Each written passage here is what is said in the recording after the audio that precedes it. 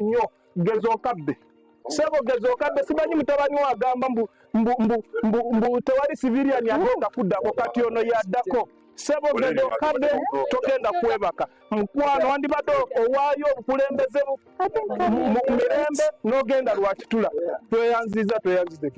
How are you, sir?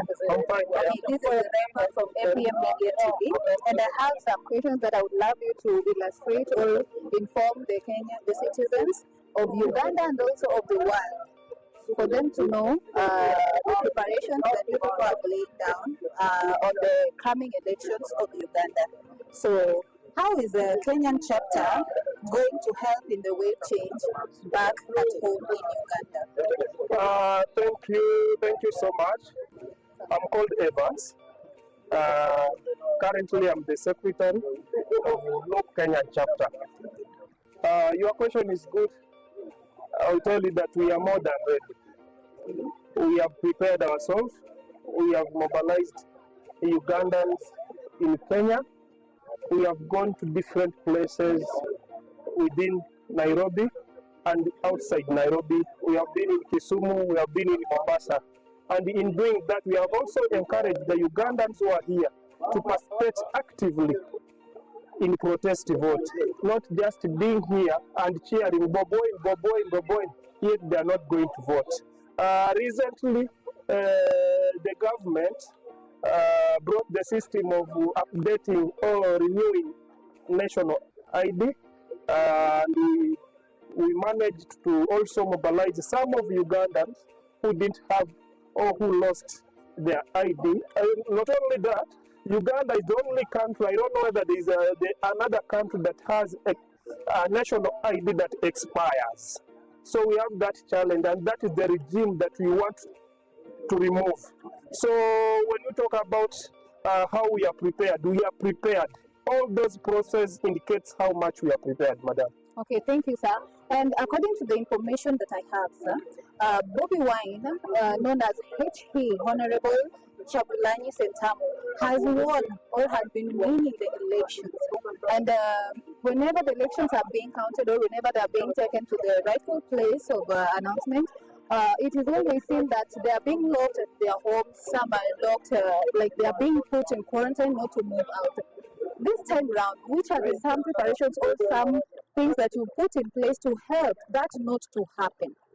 One of the things that we have put in place, it is a protest vote. A protest vote is a very wide organization or arrangement that it was put in place to vote, to protect, and to protest against whatever will come out. I know the results may not favor us or may not favor Boboin himself. Of course, Boboin is not bigger than Uganda. So when we are talking about that, the protest vote is going to stand for Ugandans. We are going to look for the votes. We vote, we protect it, and we wait for the results. And whenever they are going to do anything that will be against our will, and we know very well that we have won this, and they tend or they do anything like putting Boboin in quarantine, as you said, then we are going to raise. We are going to follow that motto that we are saying, that a protest vote, to go on the streets, as we have seen our fellow Kenyans. Our fellow Kenyans who are youth, they have stood with the government, we have stood against the government, which is corrupt and which has done what is against the human rights. So this time around in a protest vote, all youths are ready. All youths are ready. We are ready to march. We are ready to go on the front line to demand what is ours. Talking of the protest votes, sir, as you, there are some videos that has been showing when you are on the street there fighting for your rights, going for the democracy, like wanting to see your rights being laid. Many people are always being harmed, injured, some are dead, some being taken to the hospital. Is there a way that this time round you believe to ensure that there is no large number of those who are injured or those who have died? Okay, well, this one reminds me what they have been saying that no, Kenyans are powerful than Ugandans. Ugandans are scared. We are not scared. You people, we are not scared. We deal with the regime that has guns. We deal with the dictator. We deal with the person who has no fear or respect of human rights. That's why sometimes we tend to be ignorant. But one time, and the day will be like this. We are going to be on the street. Remember when they arrested our president? They arrested our president in Luka. There are many people who came out on the street. There are thousands of people who were killed. And that was just a first step. The next step, let them watch the space. Thank you. And on behalf of those who are in diaspora, different countries apart from Uganda, is there a way or how they are going to get the privilege or the chance to vote wherever they are, or is it a must they just have to go back home? Well, I've seen this one in a previous election. The regime has its game to play around. Last time in Kenya, we didn't have that chance of voting our president within. But of course, Kenya is also part of diaspora. So long as you cross the border, Kenya is part of diaspora. The election should also be organized here, and we vote. In fact, when they were voting, last time I saw Uganda. Yeah. I saw in Uganda, the Kenyans were voting for their president. Exactly. You see, but we are denied that chance. But I now call for the people in diaspora that if you can reach to your home, go and vote. Go and vote. We are looking for you, that one vote that will stand us for the truth. Thank you, sir. And according to the information I have few hours back, Muhozi has been claiming that this leadership team or this government is not for the family. But according to the post that I've seen he has posted some few hours back, I have seen him saying that after his father, no civilian will be allowed to rule or to lead Uganda. That one means that if you're not a soldier or a policeman, what do you have to say about this? He's a drunken master. We know him. He's a Twitter man. We are used to him. He's a man who can just wake up and say that I'm drunk. So we are not surprised of any tweet that he makes. But we want to let Muhozi and the family and the president to know that Uganda is not a kingdom. Uganda is not an inheritance of anything. Uganda is not a family that when my dad dies, I'll take over. Even these days, when my father dies now, I cannot take over the property. I have to make my own. So that is wrong. Whoever listens to Muhozi, in fact, wants entertainment. But what I want to tell my fellow Ugandans and those people in diaspora, that this time around we need change. We need change and we are ready for change.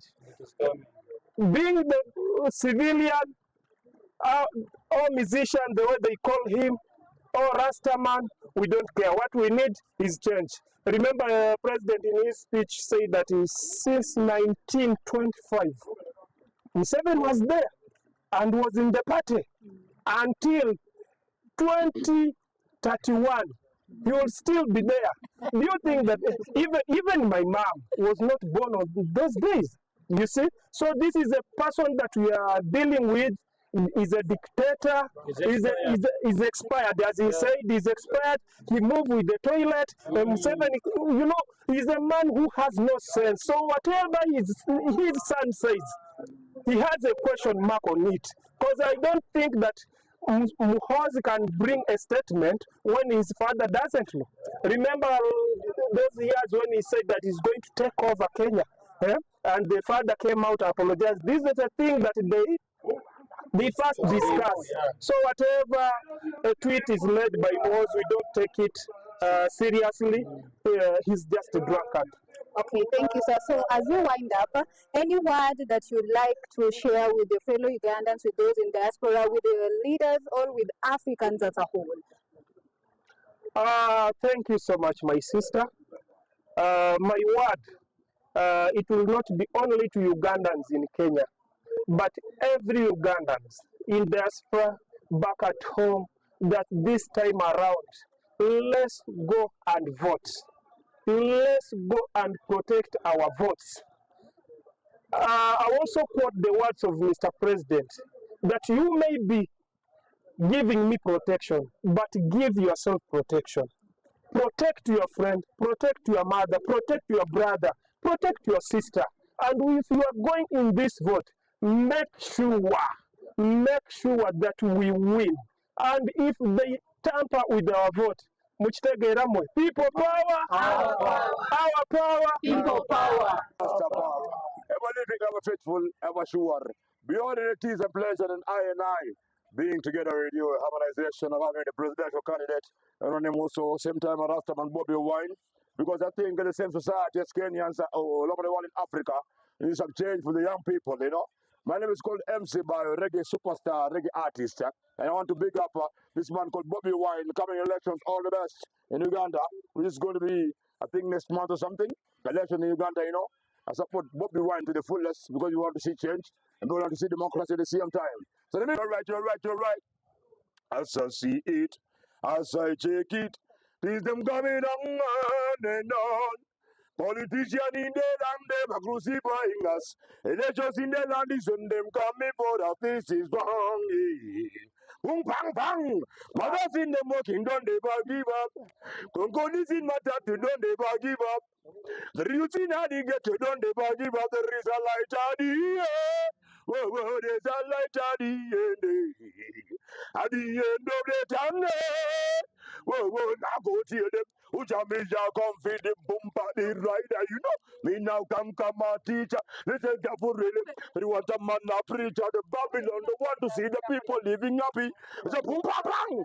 Big up yourself, Bobby Wine. National Unity Platform Party, all the best. People power, our power, People power. bannange bakomredi neyanzanyo okubeera wano neyanzanyo okumpa omukisa wabula ndi wano okugamba mukulu Museveni nti ku luno otulaba tuli wano tuli Kenya naye mukwano tuli Uganda. Ekisooka tujja mu kulonda, tujja kukalonda tukakuume ate tukalwanirire.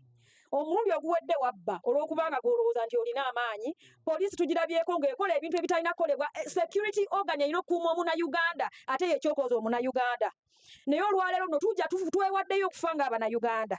Twewaddeyo oba ogenda kututa ffenna otumalewo ku ensi ogisigalamu bwomu. Naye nga ky'oba omanya ku luno guno omulundi.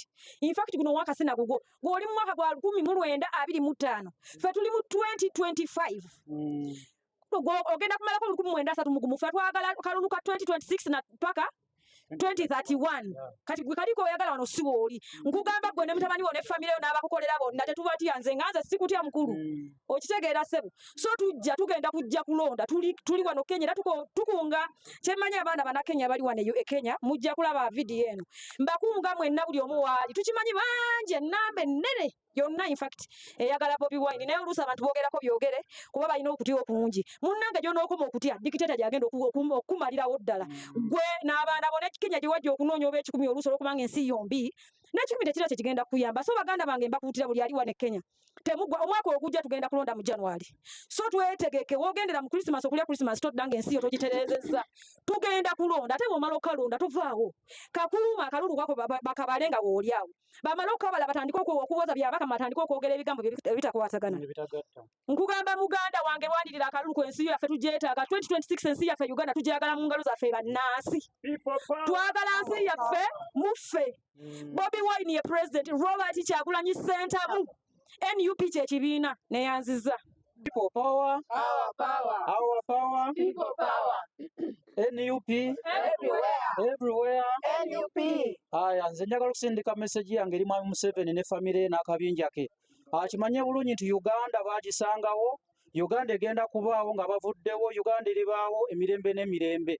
Wabula asigaliza chance emu y'okukozesa eno chance tiyandirize nagenda mu kalulu. Yandibadde awaayo entebe y'Abannayuganda ne batwala ensi yaabwe mu maaso. Ensi yaffe ngagga, ensi yaffe erina ffe abasinga okubeera abato okuguna omulembe gwaffe generation yaffe. Uganda yerina generation erina abantu abali wansi w'emyaka actually abato abavubuka bakyalina amaanyi. So Mwami Museveni wandibadde okozesa eno chance buno obudde n'ova ku ggwanga lyaffe n'otuleka ntwale eggwanga lyaffe mu maaso tukooye okubonaabona. Atufuze n'atufuga atuuse okutufuga mpaka tuuse okutambula ne toilet sebo twesonyiwe. Pozi njagala okulabula Mwami gundi ani muwoozi Kayine Rugaba. Messages za tweeting tuziraba although tetumuteeke nga serious naye we are minding tubirowoozaako. kubanga zabikola nga tubiraba bannaffe babakwata enkya n'eggulo bannaffe bali mu makomera tubalaba tubirabye n'ebigenda mu maaso naye this time around ensonga twatumye kano akalulu protest vote akalulu kano tugenda kanoonya buli kitundu kya ggwanga lyonna tugende tukalonde ate tukakuume bakabale nga weetuli watunamaliriza tugende ku bbala tukabanje Uganda ye chance yokka gye tusigazizza mu bulamu bwaffe bannayuganda ffenna buli omu waali making sure asobola okudda bakagenda olonde wonna wooli woba osobola okugenda genda olonde ekyosobola okola kikole bwoba osobola okusindika ssente okusupportinga campaign zisindike naye this is the right time we have okulwanirira eggwanga lyaffe tewaliwo chance ndala yonna either tugenda kufa nga tugezaako okusinga chance yokka gye tusigazizza buno obudde ke kalulu kano ke tugendamu okuggyako eno gavumenti ya Mwami Museveni otherwise tewaliyo chance ndala yonna so tugenda kufa nga tukiriko either okuzza eggwanga lyaffe mu mikono gyaffe oba okufa tetulinayo chance ndala yonna kuba Museveni awo tutusizza people power bannange nsanyusa nnyo okubalabako wano bannayuganda bannange mwenna era mbaniriza mwebale kuwulyanga mulanga buli lwe tuyita olukuŋŋaana nga luno ne mukuŋŋaana ne mujja ne tubaawo nsooka okuyozaayoza honorable president wange omulungi Kyagulanyi Ssentamu nti congratulations sir mukama wange ssebo taata president Kyagulanyi Ssentamu taata tuli mabegawo njagala ogume omanyi nti Kenya chapter tekuvangamu wetuli wano nga Kenya chapter ate tuli bangi nnyo era tukuŋŋaanya bannaffe tukola mobilization nnene okulaba nti nno tubeera kimu tweteekateeka okudda Uganda okukuba akalulu kaffe tukalonde tukakuume ate tukabanje message eno egende wa Museveni nze gwolaba wano mu mawulire olwaleero ssebo nagenda okula okutegeera nga yegwe pulezidenti wa Uganda nzadde abaana ku mulembe gwo bakaddiye nkaddiye bazadde bannaabwe kiki kyofuga ekyo mbizi oba mbwa okitegeera kati mu mbeera eyo abaana b'abantu obasse eno ensi teyafuuka yo twagala otuviire ffe twetaaga change twagala okwatamu ebyogende kubanga ne pulezidenti Amini bwe yaliwo ebintu byonna bye yakola tolina kyokoze eki tolina kyozizza wajja buzino jjawo bye wasangawo ng'ate tolina na kipya kyotaddewo n'olw'ensonga eyo ssebo tuviire ku mulundi guno gwokka ffe tetukwetaaga ku bantu bano b'otambula n'ogenda n'ogula ne bajja ne bayimirira mu kamera n'obajja simanyi mbalala simanyi ludala ne bajja bayimirirewo nti nno bakulondera akalulu mukwano this time around ffe tuli bamalirivu tugenda kuyimirirawo tukuume akalulu kaffe tukalonde ne bwe munaleeta mamba mu bantu twakooye buno obulamu twabukooye kubanga n'omugenzi Kirumira yayogera n'agamba nti bw'osirika ofa ne bw'oyogera ofa era mwamaliriza mumusse musajja gw'oli kimenke bw'oba olaba nga waddira n'abantu bwe bookola nabo ku lusegere lwo nabo n'ogenda ng'obatta gw'oli muntu kikaaki olikola n'ani so tusaba otuviire ffe tutambule n'ensi n'abaana abato abava wansi emigigi emito nabo beeyagalire mu nsi yaffe tetugenda kutambula naawe ffe twakukoowa twakumala people power our power General Museveni in a warning also likenganike mulugisu baana bamasaba mwesizana kulukuza protest vote kasera kanoka kulukuganako mwinyoda kulukweza zimunduke zilikuza ukola daso General Museveni no warning witegeke kuza kuba in generation igindi bano bazeyi winyesa bazeyi befe wabakozesa byose ubakozesa wamarasayi wabata mu bwavu zimbera zimbi buli bona bana kugendera mu mawanga ke kuli ni buye dibosizana obula kyeso kosa buzimundu kubulira ino warning kuruno kina bagiranga protest vote so isaba bagisumwesizana bafubuka nadala bafubuka mwitabire muno kina protest vote kurukuza kulonda His Excellency Robert Kyagulanyi Ssentamu so His Excellency Robert Kyagulanyi Ssentamu kuyoza nomination zikwazimalire ati ino kina protest vote yesu kurukuza muliro Mr. President kurukuza witegeke kuza so ebyo byose People power. Our power. People power. People power. our power Our power. people power Yes. Mbaniriza mwenna bannayuganda bannaffe abali wano e Nairobi. This is Kenya chapter. Tuli wano okutuusa ensonga zaffe eri bannayuganda n'eri oyo eyafudde omukulembeze atavaako sewo Mr. Museveni message ene ejja gy'oli bannayuganda bakoowu bakokooye bannayuganda obafuze n'otuuka okubeera ng'obatamizza ensi yaabwe bannayuganda babunye amawanga gonna naye kino kijja gy'oli Museveni osalewo okugenda mu ddembe oba okusigalawo n'ebyokoze byonna bigende. Ensonga ey'okubiri nkuba omulanga eri bannayuganda bonna era nga nsinga okuba omulanga eri abagenda okutandikira ddala laale z'omukulembeze waffe. Omukulembeze waffe agenda kuggulawo laale esooka egenda beera mu Busoga. So bannabusoga tubakoowoola mwenna gye muli mwenyigire mu kkubo mwenyigire mu laale egenda okusooka eyugumye Museveni emuleke nga tatudde katebe waali. Mpita bannayuganda bonna okuva mu nsi yonna gye muli mwenyigire mu kano akalulu tulabe nga tugoba Nakyemalira ono atufutubaddeko ebbanga lino lyonna. Temwetiriira kubanga oyo musajja we munaamutya nti tetujja genda Uganda bajja tukwata neeno gye tuli batukwatirayo. Muveeyo tugende tunoonye akalulu ddo ku ddo tugende tunoonye akalulu kano ng'era ng'abantu tubabuulire nga tugenda okukanoonya tugenda okukalonda ate tukakumbe bwe bakakwatamu tukabanje. Bannayuganda mwenna bw'owulirira nti wano bakakuttemu teri kulonza kulala sitwiti temutya abasirikale abo basirikale be mulaba bannaffe abasirikale be mulaba babeera n'emmundu babeera balina ekikulwanyisa naye we bate emmundu bantu bannaffe temubatya era bwakubatiya gaasi gwe sembera busembezi bagenda kusuulawo emmundu zaabwe batambule badduke bagenda nakweyambula ezo yunifoomu bakomewo nga bambadde nga mmwe gye munaakoma okutya abantu abo gye mugenda okusigala ng'ono omusiru Nakyemalira ne kitabani kye kitamiivu kitufuga. Olaba Museveni kino kyokola ekyokukwata abantu abali ku lusegere lwa pulezidenti mukwano kyongera abantu maanyi. Eyo message njikuwa kyongera abantu maanyi nti neyandikuwagidde akyukirawo. Remember, Kano Otafiire yayimirira n'agamba kiki ekibakwasa abantu ne mbasibira obwereere abatalina musango. Walowooza banne muli banafu muli ba coward. You guys you are murderer. Muli batiitiizi okitegeera ayimirira n'ogamba. Was APM Media TV live in Nairobi, Kenya. And as you've heard, Kakuma Kanonye Kalonde, Uganda people, you've heard that very clearly. And we are very glad to report live on behalf of Kenyan chapter. Watch us there on YouTube, TikTok, Facebook, and all social media platforms. Bobby Wine, good luck.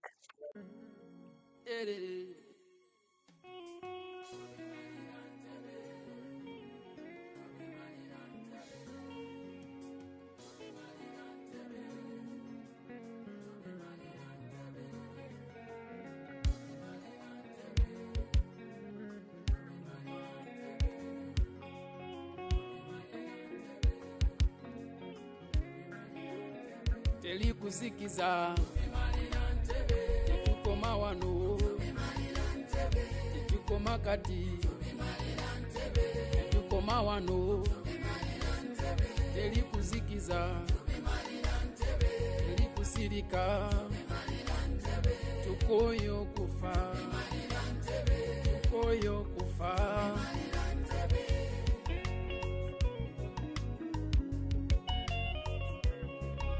Buvunanyizibwa bwange abazadde batuletera bino bitumazeko emirembe kati lwaki mbirekera abaana batamanyi bwe biri okusoma tekulina makulu kati